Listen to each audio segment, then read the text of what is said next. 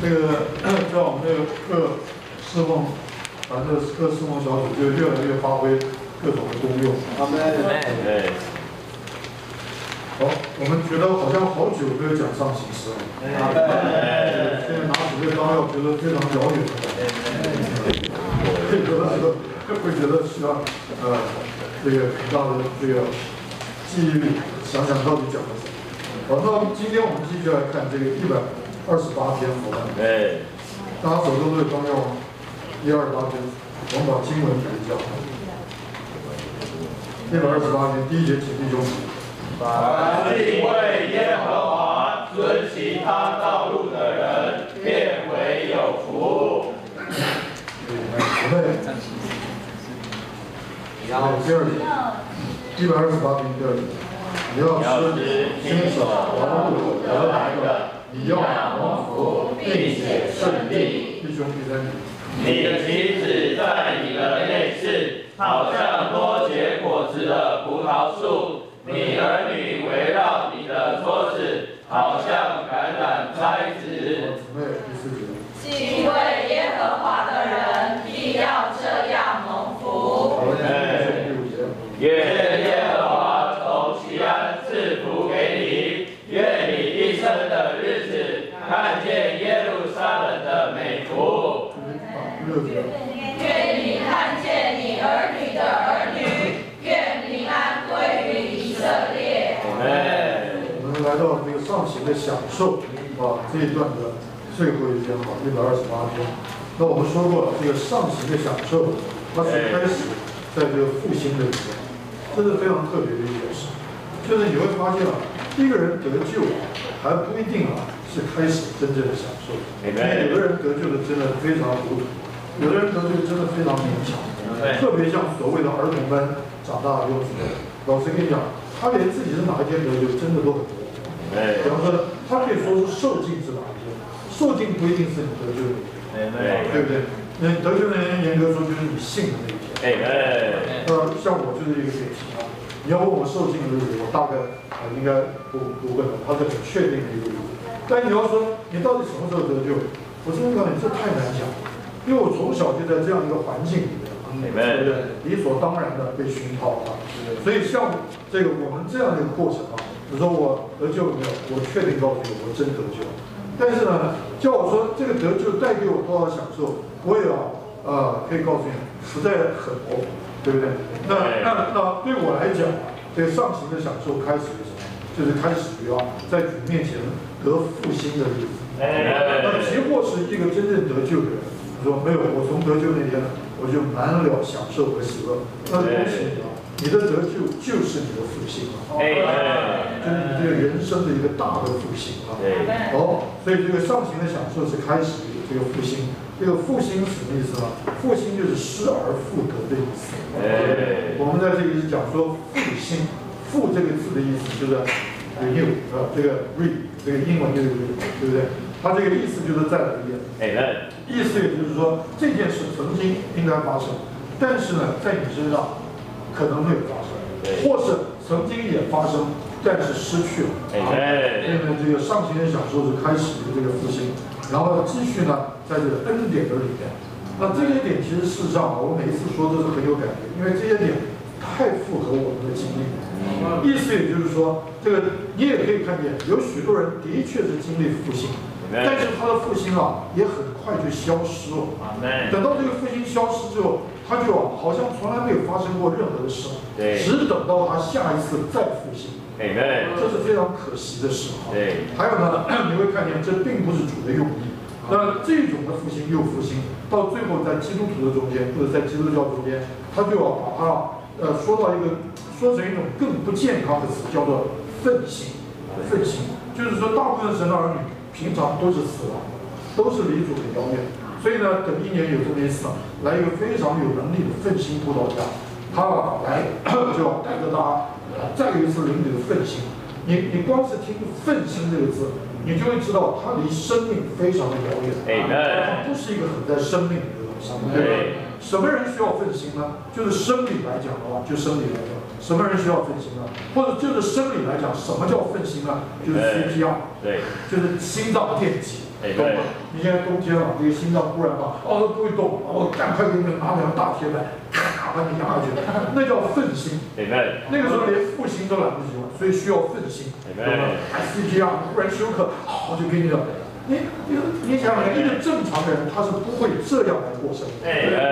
然后我意思你每天早晨起来都需要你父母重新给你来CPR 一下，那就表示你这人有非常严重的健康的问题。每天早上起来，他发现你的心脏睡了一个晚上，快要接近停止跳动，因为睡眠状态，所以都需要你家人关心你的家人，拿两个大铁板压到你们，然后你就就跳起来。这个显然它是一个不健康、不正常的情形。好，换句话就是说，弟兄姊妹，我们是一个常常需要得复兴的人。照着今天我们来讲，在新路的原则，你就知道，甚至每一天你都需要复兴。但是这个复兴，它需要继续把我们带到一个对恩典享受里的生活。这种的复兴它是健康，对不对？所以这个第二说到在恩典里，在这个恩典里我们这样来享受主。你就会经历一件非常奇妙的事，就是你照样和别人一样对不对？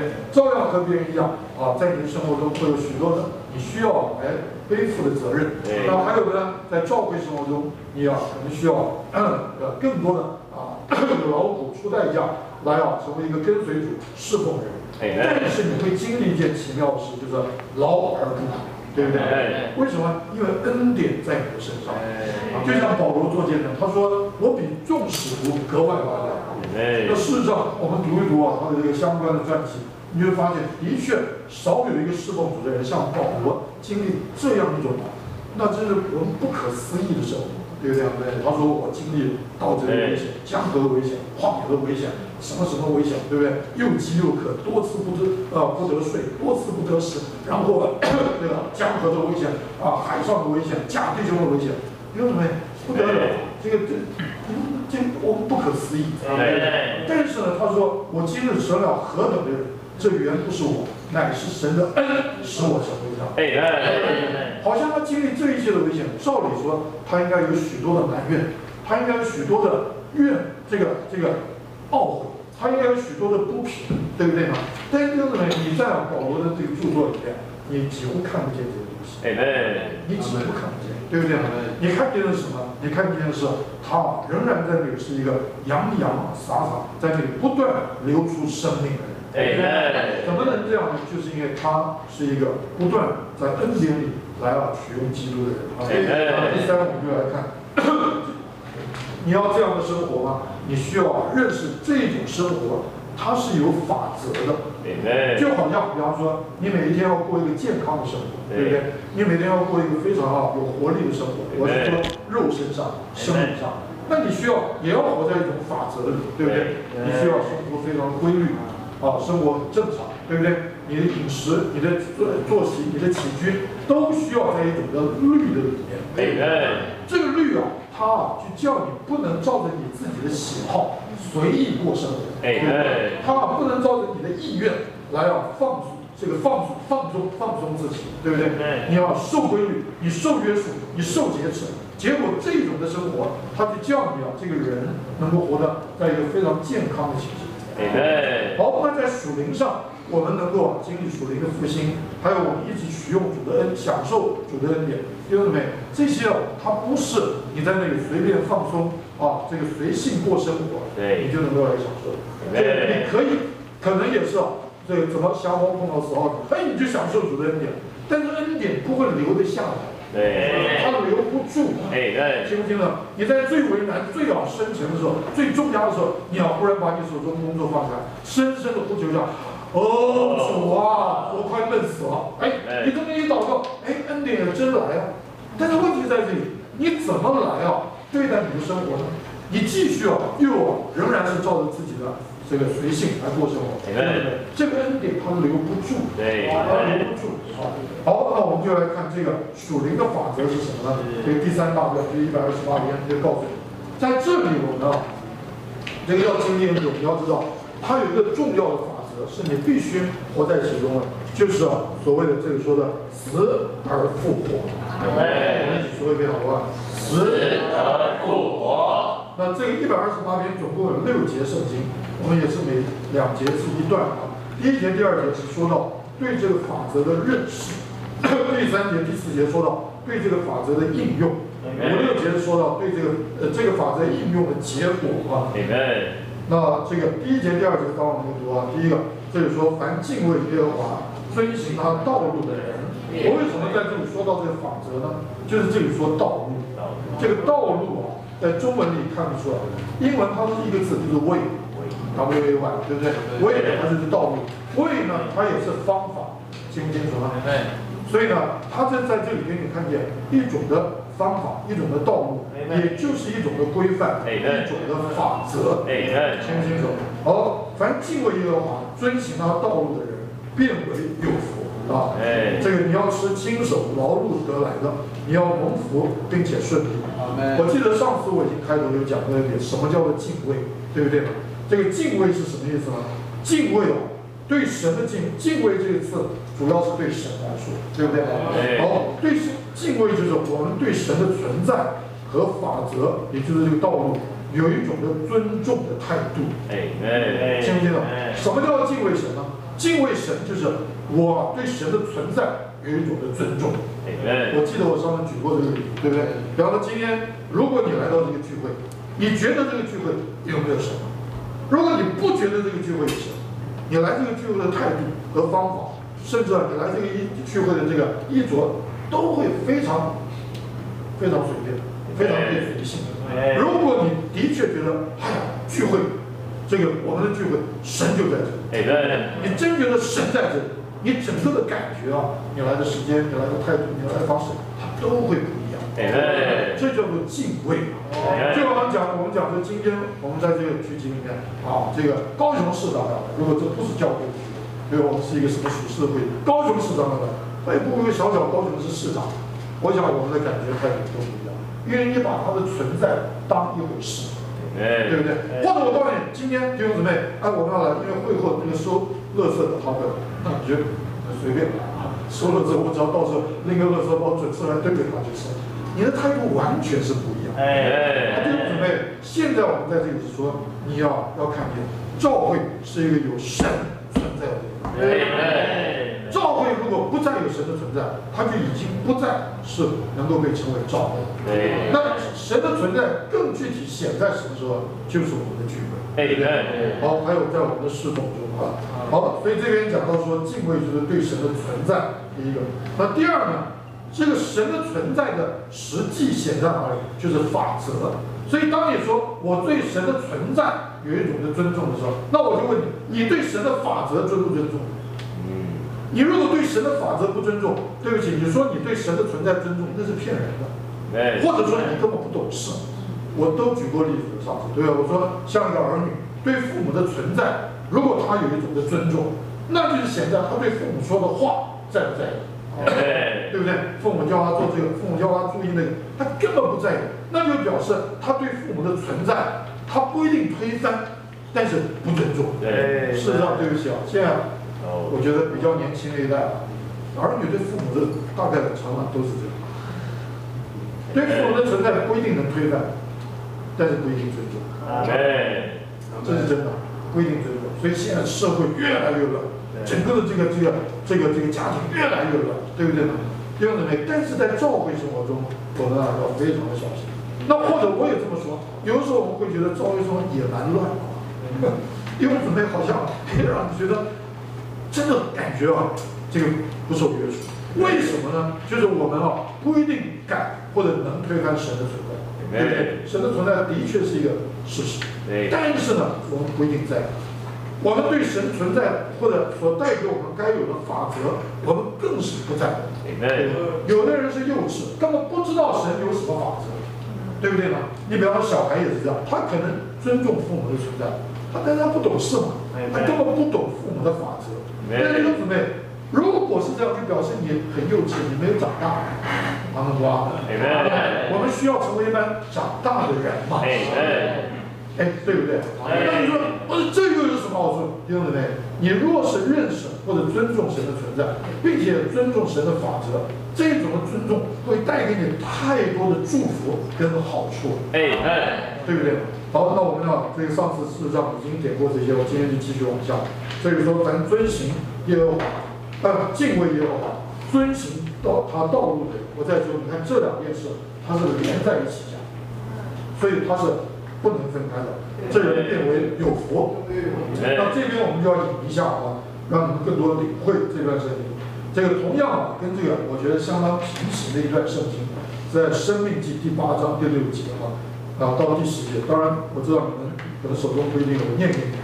在那边啊，这个摩西就在那个对以色列人说，所以你要谨守耶和华你神的诫命，他的道路，然后敬畏他。你看像不像？像不像？对不对？你要在这个谨守耶和华你神的诫命，事实上这个诫命就是神在旧约给他百姓的法则嘛，对不对？然后你要谨守他的诫命，行他的道路，这个道路，对不对？然后敬畏他，也就是说，当你这样来谨守，并且他的诫命，然后行他的道路的时候，这就是你对他敬畏的最高表示。好，然后继续往下，为什么要这样做呢？他下面说，因为耶和华你神要领你进入美地，那地有川有泉有源，从谷中和山上流出水来。你看这边他是说到上行诗了，这是上行诗。上行诗是在哪里唱的？我跟你讲，严格说，以色列人在旷野根本没有条件，也没有立场唱上行诗，对不对？上行诗是当他们在美地登殿要去过节的时候唱的。那凭什么唱呢？就是凭着他们是一般在生活中来尊重耶和华法则的人。怎么尊重呢？就是在美地上，照着神的吩咐和命令经营那块美地。他们这样照着神的吩咐和命令来经营美地的时候，美地就要蒙耶和华的赐福，丰富的有各样的出产。他们就能够带着这些出产里面最拔尖上好的来一边唱着上行诗，一边到店里面来把这些献给神，来过这个过节，享受神，对不对？所以这里讲他是连到美地，然后因为耶和华你神领你进入美地，那地有川有泉有源，从谷中和山上流出水来。然后这个再继续往下，那地有小麦、大麦、葡萄树、无花果树、石榴树，那地有出油的橄榄树，有蜜那这边就是从这里就可以看见，所谓的耶和华的法则是什么？就是死而复活。从哪里读出来呢？因为他说你要遵行他的道路行他的道路。然后呢，因为耶和华你神要你进入的那美地，那个美地是一个怎样的地呢？它是有川有泉有源，这我们领会的。就是李弟兄解释，这是三一神对不对呢？源是指的父神，对不对？然后泉是指的子神，然后川呢是指的那灵神的流出。弟兄姊妹，三一神纵然是这样一位要有丰富有流出那灵的一位，但是你要知道，若是没有一个合适的地形它是不能构成河川的涌流的。我一直很宝贝，就是包罗万基督这本书就是讲到美地，你们可以去读一下，它非常好。李丢在那里面有一句话我印象深刻，他说：“弟兄姊妹，如果你盼望你的人生就是一片平坦，那对不起，什么都流不出来。”你看这句话说的非常棒，我觉得像你们书报组再这么一句，然后出处引讲。读的人懂的人如果你盼望你的人生一片平坦，老板也不刁难你，同事也都爱你，天天发现他怎样，那你就什么水都流不出来。就这么一句就好。如果你盼望你的人生是一片平坦，你就什么都流不出来。这个读那个文人发人深省，一句话马上心灵鸡汤，全人服务。不需要读。那读不懂的人呢？下面请参看包罗万有基础。第三篇。他们就去买书报了吗？你看我这个，结果阿门。我为什么会讲到这个东扯西扯？我这个现在糟糕，一讲别的就到对，讲到这个，就是说这个他纵然他是源泉川，对不对？意思也就是他是永流的三一神。但你要知道，若是没有山没有谷，它是不会形成河川的，对不对？所以有我刚刚讲李用那句话，若是你盼望，你看我们年轻人都盼望一生平顺，对不对？最好哇，这个一入社会，对不对？哇，就一切平顺，老板也赏识我，同事也好，然后我是做 sales， 对不对？第一个月我这个怎样的，第二个月我就要达到高标，第三个这叫做梦。做梦，你非常痛苦的时候可以做梦，对不对？免得呢就活不下去了。但是不要当真，如果你把它当真的话，那你就活不下去了，对不对？但是与其来做梦麻醉自己一样，不如去读一下智慧的言语。如果你盼望你的人生越来越好，那你就保证你流不出任何的东西。圣经弟兄，你看是不是这个太好了？这比做梦有价值多了。阿门，对不对？感谢主啊！那这是什么叫做山和谷呢？告诉你，谷就是基督十字架的死，山就是他的复活和升天。你愿不愿意成为一个磨成基督之死，也就是把自己一直留在低谷里的人？